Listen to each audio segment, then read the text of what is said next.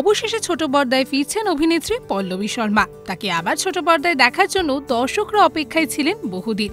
ফেব্রুয়ারিতে শেষ হয়েছিল তার জনপ্রিয় ধারাবাহিক নিমফুলের মধু, যেখানে রুবেল দাসের সঙ্গে তার জুটি ছিল দর্শকদের বেশ পছন্দের। ধারাবাহিক শেষ হওয়ার পর কিছুটা সময়ের জন্য বিরতি নিয়েছিলেন পল্লবী। সেই সময়টা অবশ্য অভিনেত্রী নিজের সাথেই কাটিয়েছেন, আর এখন তিনি তৈরি তার কামব্যাকের জন্য।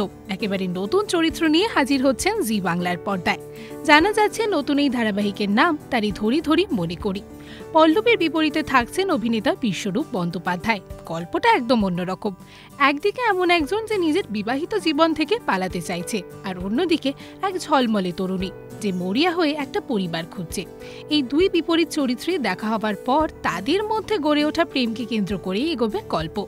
ধারাবাহিকের নায়কের নাম গোরা আর নায়িকার নাম রূপমঞ্জরি। বিশ্বরূপকে দর্শকরা এর আগে দেখেছেন জনপ্রিয় ধারাবাহিক গড়ি এলোয়। আবার বড় পর্দায়ও তার অভিনয় নজর কেড়েছে, বিশেষত হাঁটি হাঁটি পাপা ছবিতে। তাই এবার পল্লবী বিশ্বরূপের এই নতুন জুটি নিয়ে দর্শকদের মধ্যে উত্তেজনা তুঙ্গে। তবে কবে থেকে এই ধারাবাহিকটি সম্প্রচারিত হবে সেই তারিখ এখনো ঘোষণা হয়নি। কিন্তু এখন প্রশ্ন হচ্ছে, নতুন ধারাবাহিক জায়গা পেতে কোন পুরনো ধারাবাহিককে বিদায় জানাতে হবে।